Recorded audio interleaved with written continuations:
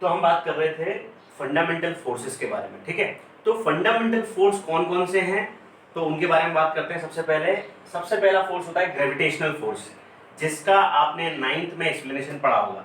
तो सबसे पहले थोड़ा सा डिस्कशन कर लेते हैं इसके बारे में।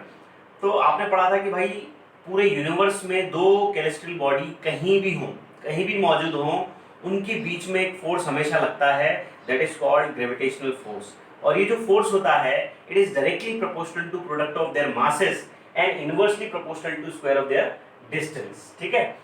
तो हमने क्या देखा, F is directly proportional to product of their masses and inversely proportional to square of their distance. दो बॉडीज के बीच में ये फोर्स लगता है, हमेशा अट्रैक्टिव होता है। कैसा होता है? हमेशा अट्रैक्टिव होता है। और ये जो लॉ होता है ये हमेशा यूनिवर्सल होता है। यूनिवर्सल लॉ मतलब क्या होता है कि हर जगह एप्लीकेबल होता है, चाहे हम अर्थ पे हों, चाहे हम मून पे हों, चाहे हम ब्रह्मांड में किसी भी कोने पर हों, तो ये फोर्स लगेगा ही, ठीक है। दूसरा ये इनवर्स स्क्वायर लॉ है। इनवर्स स्क्वायर लॉ है मतलब it is inversely proportional to square of distance. मतलब डिस्टेंस को बढ़ाओगे तो ये स्क्वायर के बराबर इनवर्सली बढ़ेगा। मतलब डिस्टेंस को बढ़ाओगे फोर्स कम हो जाएगा और डिस्टेंस को कम करोगे फोर्स बढ़ जाएगा, ठीक है। तो ये क्या है? इनवर्स स्क्वायर लॉ है।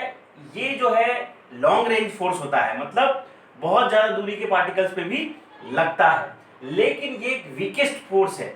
नेचर का सबसे वीकेस्ट फोर्स कौन कहलाता है? ग्रेविटेशनल फोर्स ही कहलाता है, ठीक है। तो it is the weakest force in the universe. और एक और है कि ये कंजर्वेटिव फोर्स है। ये क्या है? कंजर्वेटिव फोर्स है, मतलब it can not be created nor be destroyed, conserve रहता है हमेशा, ठीक है। तो ये हो गया आपका ग्रेविटेशनल फोर्स, जो कि बहुत इंपॉर्टेंट है। आपको 11th में एक चैप्टर है ग्रेविटेशन, जिसमें आपको इसके बारे में पढ़ना है बहुत कुछ। आपने 9th में इसके बारे में कुछ पढ़ा है, लेकिन 11th में इसका एलिब्रेशन है, बहुत ज्यादा एलिब्रेट करके आप इसको पढ़ोगे, ठीक है।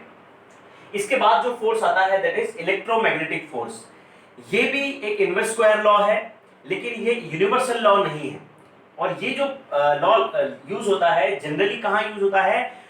इलेक्ट्रिकल पार्टिकल्स या चार्ज पार्टिकल्स के ऊपर लगता है। जब भी कोई दो चार्ज पार्टिकल एक दूसरे के सामने रखे हैं या दो मैग्नेटिक पार्टिकल्स एक दूसरे के सामने रखे हैं, तो दोनों के बीच में एक फोर्स हमेशा लगेगा, ठीक है। लेकिन इस फोर्स की जो नेचर होता है वो अकेला अट्रैक्टिव नहीं होता, इट कैन बी अट्रैक्टिव और रिपल्सिव।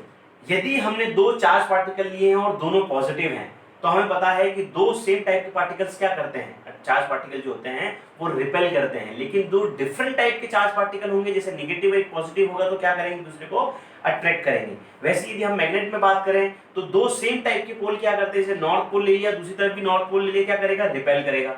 लेकिन यदि हमने क्या ले लिया, एक नॉर्थ पोल ले लिया, एक साउथ पोल ले लिया, वो क्या करेगा? दूसरे को अट्रैक्ट करेगा। मतलब these force can be attractive और रिपल्सिव। और कब लगेगा? ये तब लगेगा जब दो चार्ज पार्टिकल हमारे पास हो या दो मैग्नेटिक पार्टिकल्स हमारे पास उपस्थित हो या मौजूद हो, ठीक है। तो ये जो फोर्स लगता है this is F is directly proportional to product of their charges. मतलब फोर्स जो होता है इनके प्रोडक्ट ऑफ चार्जेस के डायरेक्टली प्रोपोर्शनल होगा और डिस्टेंस के स्क्वायर के इनवर्सली प्रोपोर्शनल होगा, ठीक है।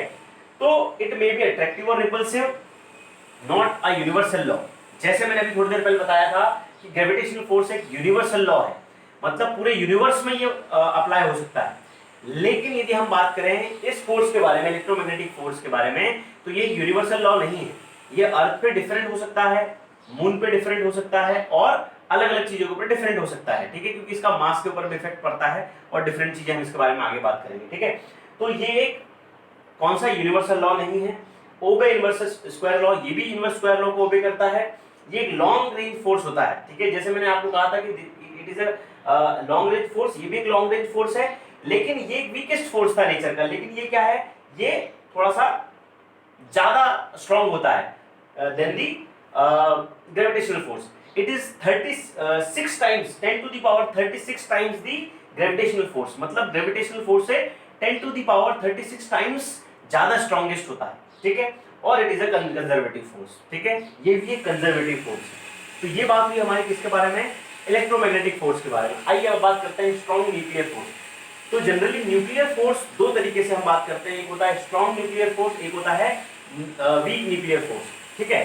तो ये स्ट्रॉन्ग न्यूक्लियर फोर्स कहां होता है और वीक न्यूक्लियर फोर्स कहां होता है, दोनों में थोड़ा सा डिफरेंस है। तो जब भी हम बात करते हैं हमारे एलिमेंट्री पार्टिकल्स के बारे में, छोटे छोटे जो पार्टिकल्स हैं, लाइक हमने बात की थी न्यूक्लियस के बारे में, हमने बात की एटम के अंदर इलेक्ट्रॉन, प्रोटॉन, न्यूट्रॉन सब के बारे में बात की थी। तो हमने देखा कि भाई कोई तो ऐसा फोर्स है न्यूक्लियस के अंदर जो इलेक्ट्रॉन और प्रोटॉन को बाइंड करके रखा हुआ है, जबकि प्रोटॉन जो है पॉजिटिवली चार्ज है, इलेक्ट्रॉन क्या है निगेटिवली चार्ज है, और सारे इलेक्ट्रॉन जो इलेक्ट्रिकली निगेटिव चार्ज हैं वो एक दूसरे से रिपेल करना चाहिए, लेकिन वो बंधे हुए हैं। जो सारे प्रोटॉन्स हैं वो पॉजिटिवली चार्ज पार्टिकल है, वो भी एक दूसरे को रिपेल करना चाहिए लेकिन बॉन्डेड है, और जितने भी प्रोटॉन्स हैं, जितने भी इलेक्ट्रॉन्स हैं वो बंधे हुए हैं कहीं ना कहीं न्यूक्लियस के अंदर। तो कहीं ना कहीं कोई तो एक ऐसा फोर्स है जो इनको बाइंड करके रखा है। ये बाइंड करने वाला फोर्स ही क्या कहलाता है? स्ट्रॉन्ग न्यूक्लियर फोर्स कहलाता है। और जो न्यूक्लियर फोर्स है ये पूरे यूनिवर्स का सबसे स्ट्रॉन्गेस्ट फोर्स होता है, ठीक है। पूरे ब्रह्मांड में सबसे ज्यादा स्ट्रॉन्गेस्ट फोर्स कौन सा होता है? यही न्यूक्लियर फोर्स होता है, लेकिन इसकी रेंज बहुत शॉर्ट होती है, मतलब ये एक शॉर्ट रेंज फोर्स है। ये नियर अबाउट होता है 10⁻⁻15 मीटर, मतलब इतने शॉर्ट रेंज पर ही ये फोर्स लगेगा। तो प्रॉपर्टीज की बात करते हैं। Strong force in nature 10⁻38 times जो होता है ये ग्रेविटेशनल फोर्स से ज्यादा होता है, ठीक है। और ये नॉन सेंट्रल फोर्स है, जो कि सेंट्रल फोर्स नहीं है, एक शॉर्ट रेंज फोर्स है, ठीक है। ये प्रॉपर्टीज हो गई किसकी? स्ट्रॉन्ग न्यूक्लियर फोर्स के बारे में। अब बात करते हैं वीक न्यूक्लियर फोर्स के बारे में। ये जो वीक न्यूक्लियर फोर्स है ये कहां काम करता है? जब हम बात करते हैं बीटा डिके ऑफ न्यूक्लियस।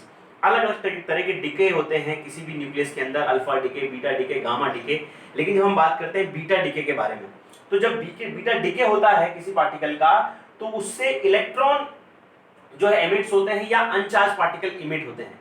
तो जो इलेक्ट्रॉन इमिट होते हैं और जो अनचार्ज पार्टिकल डिके होते हैं, उनके बीच में एक इंटरेक्शन करने के लिए एक फोर्स होता है, उनके बीच में एक फोर्स होता है जिसे हम क्या कहते हैं? वीक न्यूक्लियर फोर्स कहते हैं। ये जो वीक न्यूक्लियर फोर्स होता है ये भी 10⁻25 टाइम्स स्ट्रॉन्गेस्ट होता है किससे? ग्रेविटेशनल फोर्स से, मतलब उससे भी ज्यादा स्ट्रॉन्ग होता है। मतलब मैंने आपको कहा था ग्रेविटेशनल फोर्स वीकर होता है, मतलब इससे ज्यादा ये वीक फोर्स है न्यूक्लियर फोर्स, लेकिन ये ग्रेविटेशनल फोर्स से ज्यादा होता है, स्ट्रॉन्गर होता है। अगर ये हम बात करें किसके बारे में और इसकी प्रॉपर्टीज के बारे में, तो ये भी जो होता है ऑपरेट होता है नियर अबाउट 10⁻15 मीटर, ठीक है। तो ये बात हो गई सारे फोर्सेस के बारे में। ये कौन से फोर्सेस हैं? ये फंडामेंटल फोर्सेस हैं, लेकिन इसके अलावा भी कुछ फोर्सेस होते हैं आपके आसपास। जैसे हम बात करें फ्रिक्शनल फोर्स, नॉर्मल फोर्स और बहुत सारे फोर्सेस होते हैं। तो ये जनरली फोर्स आप पढ़ेंगे 11th में, जैसे आप पढ़ेंगे फ्रिक्शनल फोर्स के बारे में। फ्रिक्शनल फोर्स क्या है? जब किसी बॉडी को आप आगे की तरफ मूव करने की कोशिश करते हैं या कराते हैं, तो उसके ऊपर एक अपोजिट डायरेक्शन में फोर्स लगता है, that is called frictional force, ठीक है। एक होता है भाई नॉर्मल फोर्स। जब भी हम किसी बॉडी पे फोर्स लगाते हैं तो बॉडी भी परपेंडिकुलर डायरेक्शन में 90 डिग्री पर एक फोर्स क्रिएट करती है, that is called normal force.